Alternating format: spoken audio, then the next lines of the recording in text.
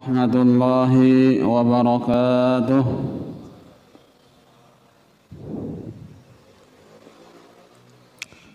Bismillahirrahmanirrahim. Alhamdulillahi rabbil alamin. Wa bihi nasta'in ala umurid dunya waddin. Wassalatu wassalamu ala asyrafil anbiya'i wal mursalin. Sayyidina wa maulana Muhammadin wa ala alihi wa ashabihi ajma'in. Subhanaka la ilma lana illa ma 'allamtana innaka antal alimul hakim. Wa tub 'alaina innaka antat tawwabur rahim. Wa la hawla wa la quwwata illa billahil 'aliyyil 'azim. Rabbi shrah li sadri wa yassir li amri. Wahlul 'uqdatam min lisani yafqahu qawli, amma ba'du. Hadirin jamaah salat maghrib Masjid Al-Jihad yang dimuliakan Allah. Pertama-tama terlebih dahulu marilah kita sama-sama memanjatkan puji dan syukur kita kehadirat Allah Subhanahu wa taala. Karena dengan limpahan rahmat, karunia, taufik dan hidayahnya jualah di malam hari ini kembali kita dapat melanjutkan kajian kita tentang kajian ilmu fikih kitab Sabilul Muhtadin yang membicarakan tentang hal-hal yang dimakruhkan dikerjakan di dalam sholat. Kemudian diiringi dengan sholawat serta salam, semoga pula senantiasa terlimpahkan kepada junjungan kita Nabi besar Muhammad sallallahu alaihi wasallam, pada keluarga beliau, sahabat beliau, dan orang-orang yang senantiasa mengikuti jejak langkah beliau ila yaumil qiyamah. Dan marilah kita berniat atau memperbaharui niat i'tikaf dengan niat nawaitu an a'takifa fi hadzal masjid sunnatan lillahi ta'ala. Sengaja saya beriktikaf di dalam masjid ini sunnat atasku karena Allah Ta'ala. Hadirin jamaah salat maghrib Masjid Al-Jihad yang dimuliakan Allah. Baik, kita akan lanjutkan pelajaran kita. Qala al-muallif rahimahullahu ta'ala wa nafa'ana bihi wa bi'ulumihi fid dharain amin. Demikian pula makruh bersandar di dalam salat kepada sesuatu. Bersandar di dalam salat kepada sesuatu makruh. Bersandar di tihang kah misalnya, atau bersandar di dinding kah?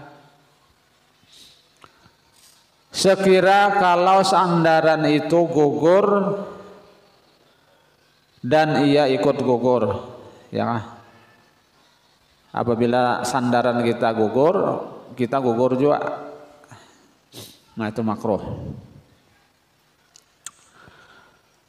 Karena para ulama berbeda pendapat tentang sah salat orang yang bersandar kepada sesuatu sandaran. Dan yang diperpegangi oleh kaul yang mengatakan sah salat namun makruh, tetapi yang seperti itu masih dinamai berdiri karena masih dapat mengangkat kedua kakinya. Namun kalau sandaran itu tidak dinamai berdiri, seperti dapat mengangkat kedua kakinya, maka batallah salatnya.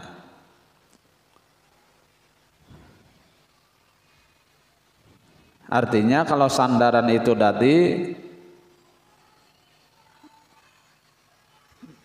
tidak dinamai berdiri, arti kata berdiri itu batisnya terangkat, ya kah, terangkat batis basandar juga, tapi rupanya sandarnya itu ada Model mangait kah kalau sandarnya itu mangkat ya kata angkat batisnya. Nah itu kada sah salatnya.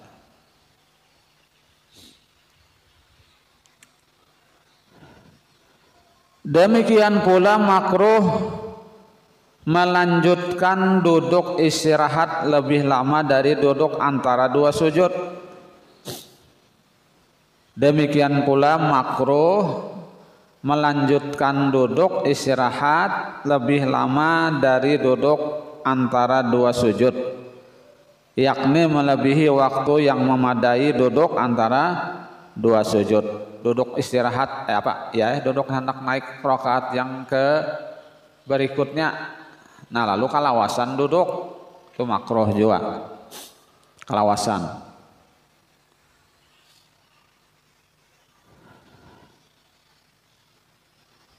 Tetapi kalau diperpanjang lebih dari waktu yang semestinya dalam membaca tahiyat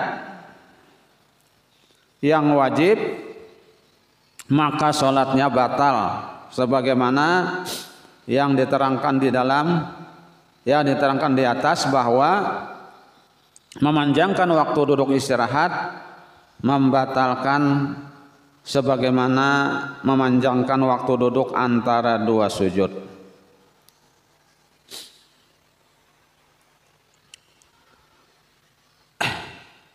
Makruh memanjangkan waktu membaca tahiyat awal.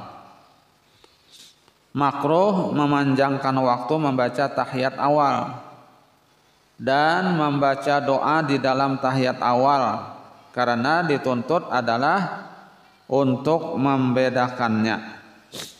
Jadi di tahiyat awal tuh jangan terlalu panjang juga ya kah? Sampai Allahumma sholli ala sayyidina Muhammad sudah aja ya. At-tahiyyatul mubarakatus salawatut thayyibatu lillah. Assalamu alayka ayuhan nabiy wa rahmatullahi wa barakatuh. Assalamu alayna wa ala ibadillahis sholihin. Asyhadu an la ilaha illallah wa asyhadu anna Muhammadan abduhu wa rasuluh atau asyhadu anna Muhammadar Rasulullah. Allahumma sholli ala sayyidina Muhammad atau Allahumma sholli ala Muhammad sudah aja, yaitu tahiyat awal.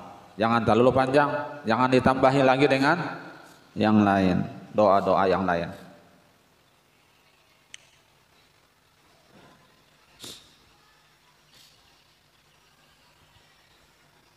Makruh meninggalkan membaca doa dalam tahiyat akhir. Karena para ulama berbeda pendapat tentang wajibnya. Nah, kalau tahiyat akhir itu makruh kita meninggalkan doa-doa yang warid ya kah? Jangan sampai majid saja ya kah? Bainaka hamidum majid sudah aja, jangan tambahi lagi doa yang lain ya kah? Allahumma ighfir lima qaddamtu ya kah? Nah, banyak lagi doa. Ya kah? Allahumma inni a'udzubika min azabil qabri, lagi banyak ditambahi doa-doa yang lain. Makruh kita meninggalkan doa-doa itu.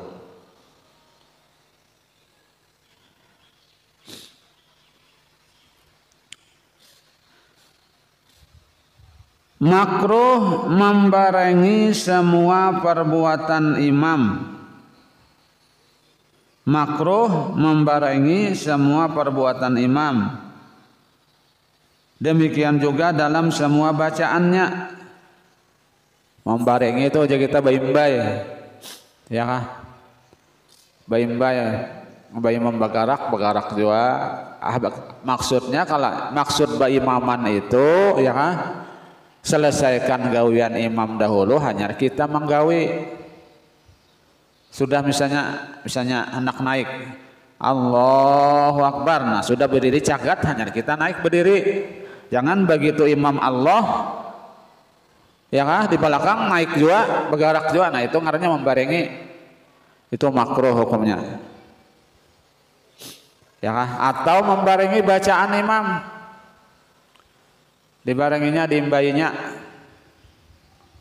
makruh juga.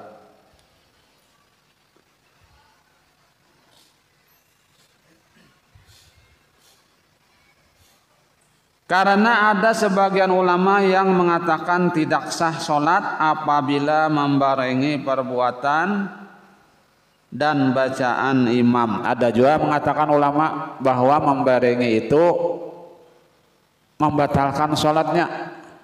Artinya bayi-bayi dengan imam tadi kah bayi-bayi membarengi itu aja kita bayi-bayi. Nah itu kada sah sholatnya. Ada juga ulama yang mengatakan seperti itu ya kah.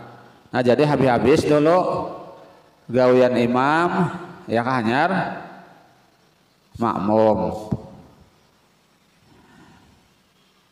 ya kah. Misalnya hendak berdiri dari bangkit dari berdiri Allahu Akbar, nah cagatakan dulu imam sampai bar hanyar makmum di belakang ikut berdiri. Jangan begitu Allah yang di belakang empat juga berdiri ya kah. Nah itu sah kada benar ya kah, artinya makruh.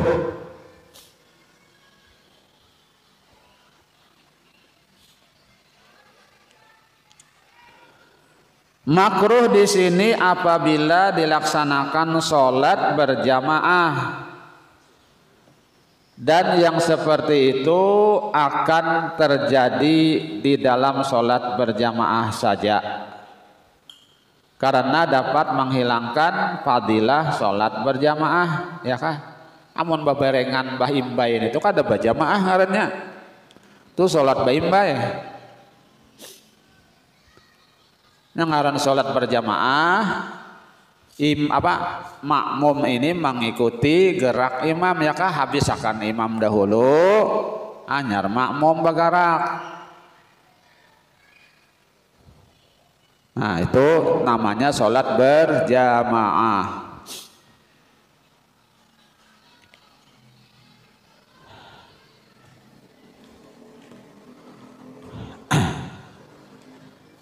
Nah maka yang seperti ini kada sedikit ya kah, apalagi kanak-kanak ya kah, kanak-kanak lihat aja begitu bergerak imam bergerak juga. Nah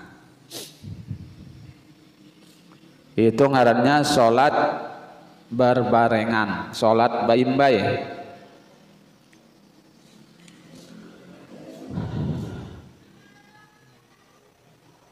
Makruh dalam sholat berjamaah umpamanya berdiri sendirian di saf.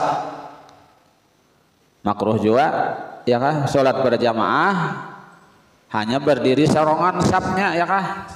Jadi cari kawan yang lain ya kah. Amun kadada lagi yang lain nang di muka ditarik ke belakang. Cari kawan, jangan menyang orang. Makruh juga hukumnya. Atau mun kawa kamu bakajal aja ya kah. Jangan menyang orang. Di belakang misalnya sorongan aja.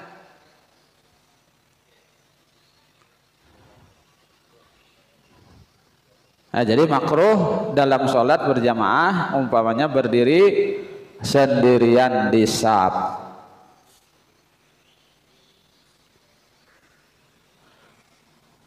Atau lagi membiarkan saf yang di hadapan kosong, di hadapannya kosong, makruh juga. Saf di hadapan kosong, makruh dibiarkan. Jadi yang di belakang nih di maju ke muka maisi. Jangan dibiarkan saf itu kosong ya kah, makruh.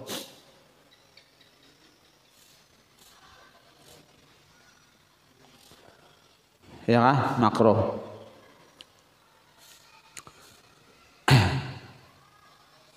Sedang ia masih mudah ke tempat itu dan duduk di tempat itu. Artinya kawa aja mengisi ke depan ya kah, diisi yang di depan.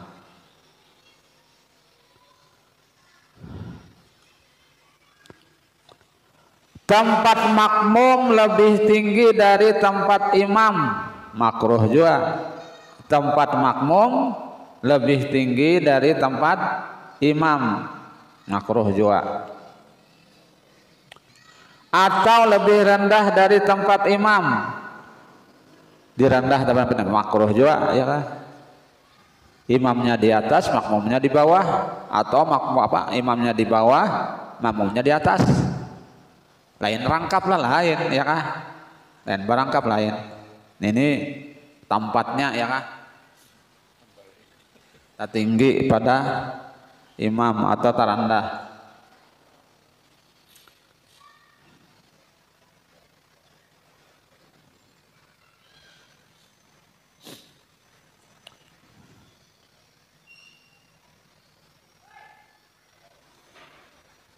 Dengan tidak ada hajat sekalipun di dalam masjid. Dengan tidak ada hajat ya kan, yang tempatnya tinggi tadi atau rendah itu kada ada hajat apa-apa ada ya kan. Juga makruh mengikuti orang yang berbeda mazhab. Makruh juga. Makruh mengikuti orang yang berbeda mazhab.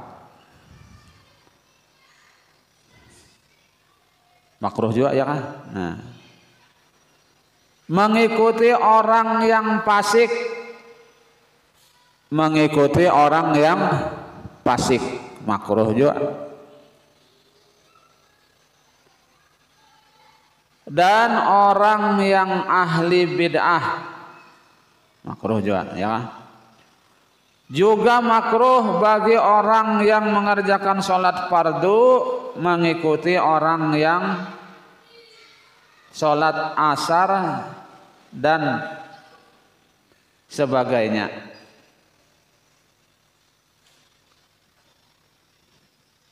Juga makruh bagi orang yang mengerjakan sholat fardu zuhur kalau maksudnya lah, mengikuti orang yang sholat fardu asar atau sebaliknya.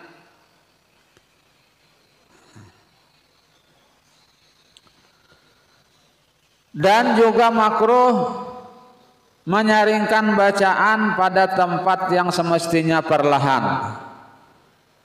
Ya kan? Siang kan itu kan siang itu kan perlahan bacaan. Lain malam. Malam kan sunat banyaring. Ada ini siang banyaring, malam bagemet. Nah itu terbalik kan.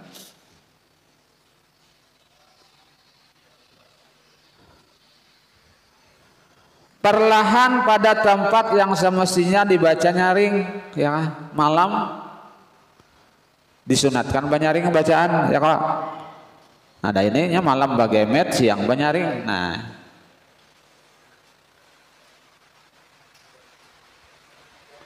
bacaan harinya. Dan makruh bagi makmum membaca dengan suara nyaring di belakang imamnya karena menyalahi itba. Atau misalnya di belakang imam, di belakang imam makmum nih, di belakang imam nyaring pada imamnya pembacaan. Nyaring benar ya kah? Nah, makruh juga.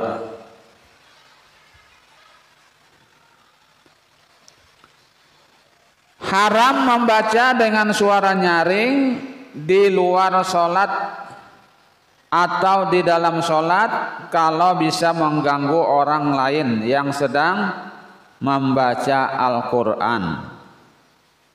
Haram membaca dengan suara nyaring ya di luar sholat atau di dalam sholat kalau bisa mengganggu orang lain yang sedang membaca Al-Quran. Mengganggu orang ya kah? Nah itu haram hukumnya. Atau mengganggu orang yang sedang mempelajari kitab. Bacaan jaring bandar tak ganggu orang ya kah?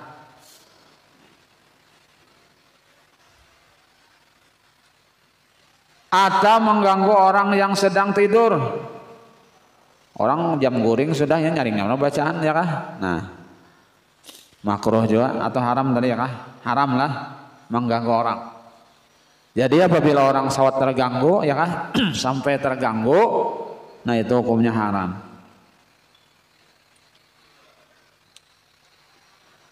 Tetapi kalau tidak sangat mengganggu maka tidak haram. Artinya kada sangat mengganggu juga ya kah?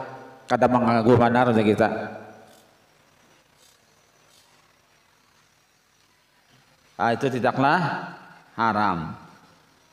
Demikianlah yang ditafsirkan dari perkataan penulis kitab Majmu' yang mengatakan tidak haram. Demikian juga makruh sholat di kamar mandi, ialah tempat pemandian yang beratap dan kelilingnya didindingi dengan batu atau lainnya yang mempunyai pintu dan tidak berjendela sehingga angin tidak masuk ke dalamnya.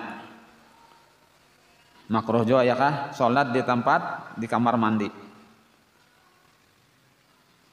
Dan kalau masuk ke dalamnya keluarlah peluh panas di kita seperti batimung, dan di dalam ada beberapa helai kain persalinan, kain bersalin ya kah, dan air panas.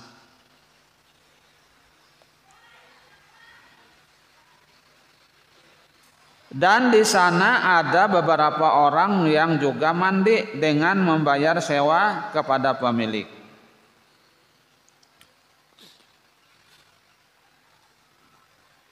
Pemandian yang seperti ini banyak terdapat di kota-kota ya kah, seperti di Istanbul, Syam dan Mesir. Dan tidak ditemukan di Makkah dan Madinah, melainkan hanya sedikit.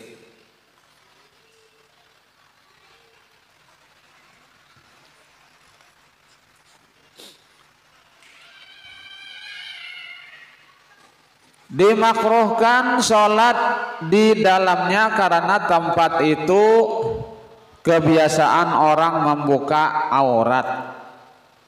Kamar mandi tadi ya kah?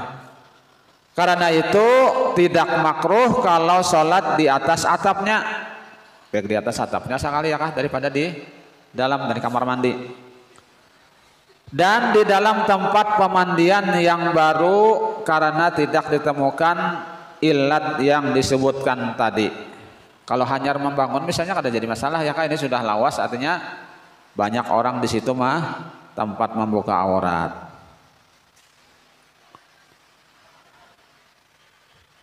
Seyogyanya tempat pemandian yang seperti itu dikiaskan dengan tempat pemandian yang tertutup sekelilingnya ya kah, yang juga sebagai tempat pembuka aurat sekalipun tidak beratap. Makruh sholat di tempat pembuang isi perut binatang, ialah tempat penyembelihan binatang, karena jelas dilarang di dalam hadis. Dan lagi karena di dalam tempat itu bernajis, maka kalau tersentuh dengan sesuatu yang ada di dalamnya yang pernah kena najis mengenai tubuh atau pakaiannya, maka batallah sholatnya. Dan makruh sholat di jalan raya, di dalam negeri atau di lapangan di mana banyak orang lalu lalang, banyak orang lalu, karena hati menjadi bimbang dan hilanglah rasa khusyuk disebabkan orang lewat tadi, orang lalu lalang orang ya kah? Orang lalu lalang ya kah? Lalu lalang orang, tempat lalu lalang orang, itu makruh juga. Demikian lagi makruh sholat di tempat tawaf dan lainnya, tempat orang artinya lintasan tawaf, makruh sholat ya kah? Lintasan orang tawaf, sholat di situ orang tawaf ya kah? Nah makruh juga ya kah? Jadi di Makkah itu kalau lintasan tawaf itu kan spesial, yang kesana orang sholat tuh spesial juga ya kah, di belakang. Nah kalau lintasan tawaf tuh di muka, di para Ka'bah.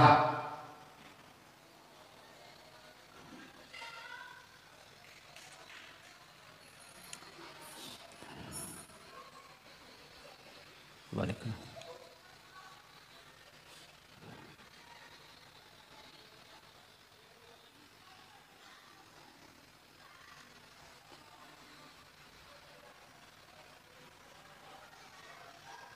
Adapun jalan raya ya kan, di tengah sawah pada saat sunyi dari orang yang lewat, tidaklah makruh sholat di tempat itu. Walaupun jalan raya juga misalnya ya kan, tapi kada ada orang lewat kada apa-apa. Yang makruh itu ketika banyak orang lalu lalang, ya kan, lalu lalang.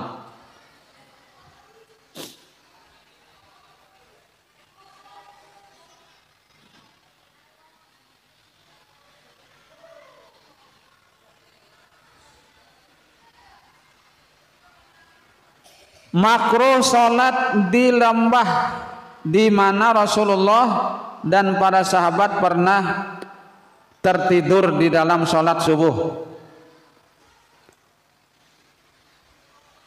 Makruh sholat di lembah di mana Rasulullah dan para sahabat pernah tertidur di dalam sholat subuh. Karena Nabi berangkat meninggalkan lembah itu tanpa sholat dan beliau berkata, di dalam lembah itu ada setan, ujar Nabi.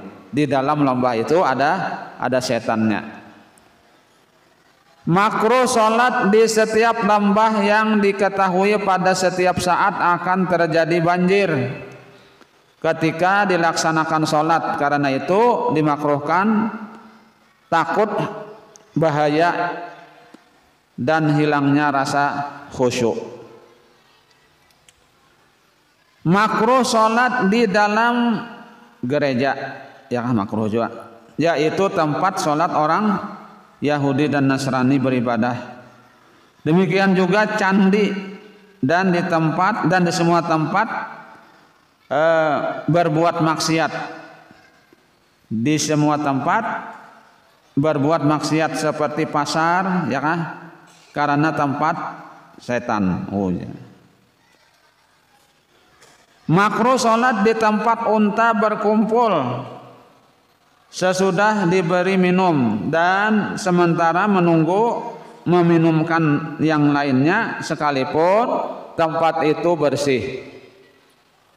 Sholat di tempat itu dilarang berdasarkan hadis yang berbunyi, Sallu fi marabidil ghanam wala tusallu fi a'ta'il ibili fa innaha khuliqat minasyaiton. Artinya, sholatlah kamu di tempat tidur kambing dan jangan kamu sholat di dalam tempat tidur unta berkumpul. Tidur ya kah, tempat tidur unta berkumpul karena dijadikan dari syaitan.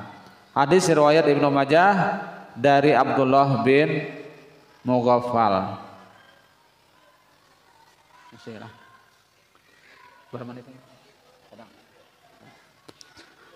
Nah, kira sampai di sini dulu yang dapat disampaikan ya. Mudah-mudahan sedikit banyak ada manfaatnya dan mudah-mudahan Allah SWT mengampuni segala dosa-dosa kita, dosa kedua orang tua kita, guru-guru kita, jerat tetangga kaum muslimin dan muslimat, dan mudah-mudahan Allah SWT mengabulkan hajat kita, baik hajat dunia ataupun hajat akhirat. Dan mudah-mudahan Allah SWT mematikan kita dalam keadaan husnul khatimah, husnul khatimah, husnul khatimah. Amin, amin ya rabbal alamin. Demikian yang dapat kami sampaikan. Mohon maaf jika ada kekurangan dan kekeliruan. Wabillahi taufiq wal hidayah wa ridwan. Wassalamualaikum warahmatullahi wabarakatuh.